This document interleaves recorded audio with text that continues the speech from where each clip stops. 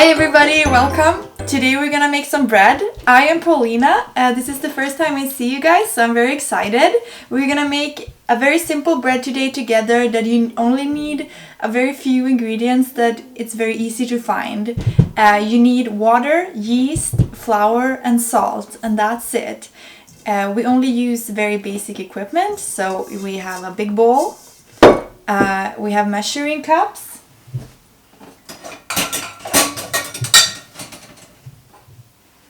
measuring cup and a tablespoon. If you don't have one of these tablespoons, you can just use a regular tablespoon that you use for when you eat like soup or cereal or whatever. Just a basic tablespoon. That will do it. Okay, let's start. Start with water. We have 750 milliliters of water. Usually all measuring cups have like on the side here, you can see the milliliters, so you just measure up till 750 milliliters. Pour it. It should be cold water. I know some recipes, or many recipes, ask for you to have lukewarm water. That's okay, but the thing that's going to happen is that the process is going to go faster. And when you make bread, you don't want a fast process. That is something that is the biggest myth in bread making. Fast process gives absolutely that you can do it in a shorter time, but you will end up to getting like a not as good end product. Your bread will get drier and last fewer days. So if you have a longer process, you will get better bread.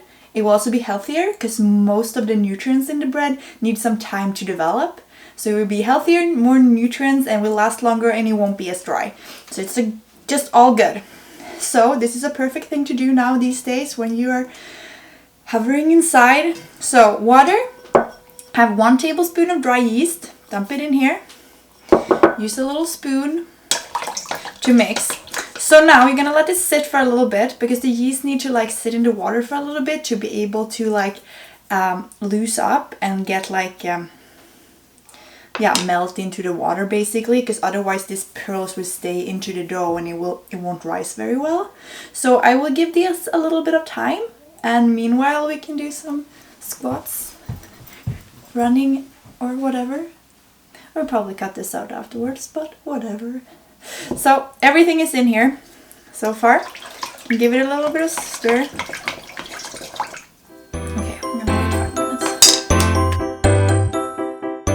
So you want the yeast to dissolve into the water. That's what you're looking for. So make all these small pearls to go away. Okay, it starts happening now. So meanwhile this is sitting for a little bit longer, I'm gonna explain what else we're gonna have in this dough.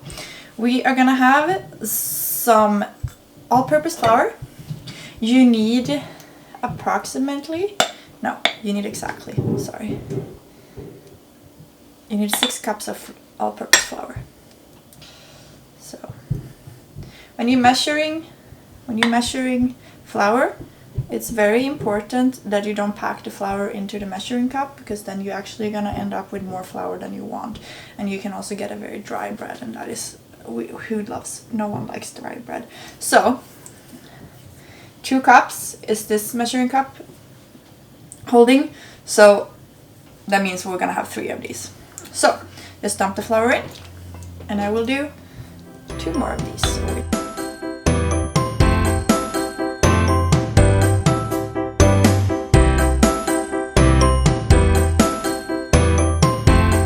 Okay, 6 cups of all-purpose flour is in. Now we're gonna add 1 cup of rye flour. This you could switch out if you rather prefer to do like whole wheat, or if you have some spelt flour at home, or whatever flour you want, you can sub it. It's no problem. But we are doing 6 cups of the all-purpose white flour, and we do 1 cup of rye flour. So to keep it simple, 1 cup goes in there. That's it. And we have 1.5 tablespoon of regular salt. Dump it in. Okay, so this is it. We have the yeast, we have the water, let it sit for a little bit. Then we have all-purpose flour, 6 cup, 1 cup of rye flour, and 1.5 tablespoon of salt. And now we're just gonna mix it. And now we're actually not gonna use this spoon anymore. Wash your hands before, make sure they are clean, and then just dig in there. This is a little bit messy, but it is actually the best way to mix dough. So it makes you feel a little bit more connected, right? I love this. It's messy, but it's nice. So you don't have to overwork this, or like you just want it to go like you want everything to mix well, so you get like a nice dough. Oh my goodness.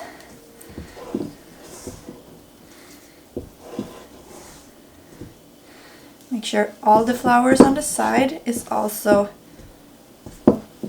in the dough. Okay, so this is a pretty sticky dough, and it should be.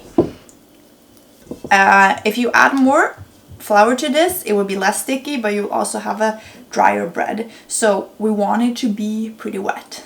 So this is a good sign. So what we're gonna do now, the reason why it sticks to your hands is because the dough hasn't started to bind. So now it tries to bind to your hands too. The gluten is the glue in the dough basically, and that's what binds the dough together. And it takes time for gluten to develop. So the thing that is needed now is some rest. So we are gonna give this little dough an hour, and then we're gonna come back and look at it, and the texture will be completely different from what it is now. So now clean off as much as you can from your hands. And this is how it looks. And when you feel like, my hands are clean enough, you will probably have to go wash them anyways. You just cover it with a little towel like this. Okay, it's been an hour. Welcome back. This is the result. The dough look basically the same, but if you start to feel it now, you will feel like it have a very different texture. It starts to be like more elastic, and it also sticks a little bit less to your hands. And this is because the gluten have started to bind it. The dough now wants to stick together, and it's not interested to stick to your hands. So what we do now, you can just follow here, and you will see that I'm like folding from one side to the other a little bit. And take it up, use both hands. I think this is easier, but this is up to you. Basically just like do this a few times till you create like a nice little ball, basically like this. Okay, this is it. This is everything we have to do for now. So now we are letting this sit for something between 4 to 5 hours. Just leave it in your kitchen, on your counter, and you can check on it after like a few hours. If it's very hot, a summer day, this might go very fast, and if you find it coming up very fast, you could do next step earlier, but ideal, leave it for 4 to 5 hours. So I see you in a bit.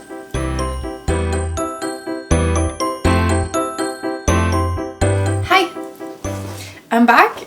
It's been 5 hours since we talked, and this is the result. As you can see, the dough has grown quite a bit, and now we're gonna take it up. So first of all, we are just gonna place a little bit of flour on our countertop. Lift up the whole dough, and it should be very, very elastic now. Then you know it's good. So just make sure all the dough is out from the bowl. Makes your dishing, makes it easier to wash it afterwards. Okay, so here's the dough. You could make one big loaf. The loaf is turning out very big. So I prefer to split it in two. If you don't have one of these, it's fine. You can even use your hands or just like a regular butter knife or something like that. Okay, so now I'm gonna shape our loaf. So, starting to just fold a little bit, same technique we did last time. And then slowly try to like shape this into like a loaf.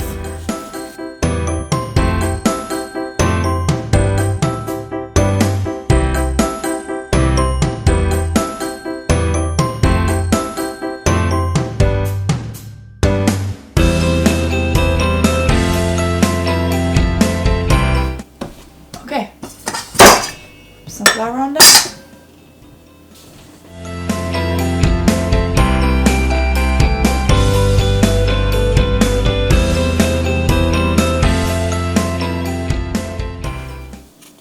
It's okay to work a little bit with them to make them look the way you want to. Make sure you fold in this piece here under so it's attached underneath. Bring some flour up again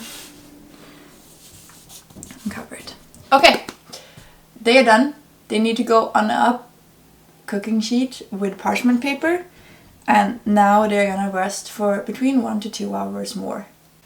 This is how you leave them. You put them on a cooking sheet with some parchment paper side by side.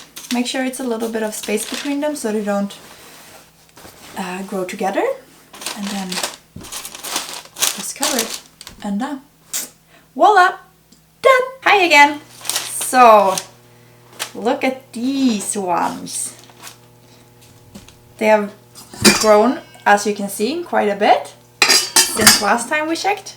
And now I'm just gonna have a little bit more flour on them. Okay, so here you can actually see that this is not a very good job of me. Here you can see that it cracks a little bit, and it's because I didn't fold the edge in enough in the bottom, and this one looks better. So if you see that this one is more smooth, so this is how you should do it. This is not. It doesn't really matter. We just look. It's just for the look, but this obviously looks nicer than this one. Okay, so now we're gonna score the bread with a little, I have a razor. It's perfectly fine to use just like a regular knife that is pretty sharp. And this is your way to like give your own touch to your bread, like it's your piece of art. So I'm just gonna make a little art piece here. And this is actually helps the bread to crack where you want it to crack, and it will like open up beautifully in the oven.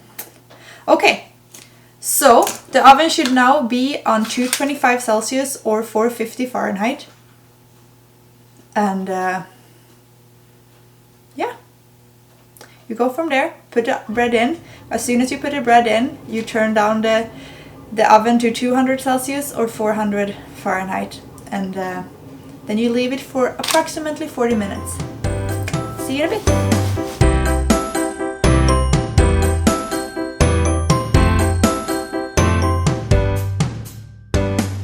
Hi again, the bread is done, as you can see. So these ones have been out for a little bit, but put them on. Usually though, of course, you use some kind of protection, and then let them cool down on a rack. Here you can see this is where we cut the bread, and this is where it cracked.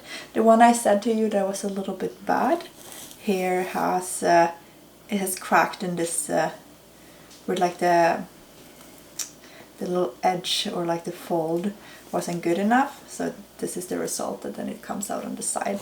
Meanwhile here it's just opened up in the crack that, or in the like where I actually cut it. So yeah, let's when they come out from the oven, you should let them cool down for about 30 minutes before you cut them. Otherwise you will the bread will get all like moist will basically escape if you cut it when it just comes out for the oven. You can actually say that the bread is bleeding. So let the bread sit for like 30 minutes to an hour before you cut it, and then enjoy.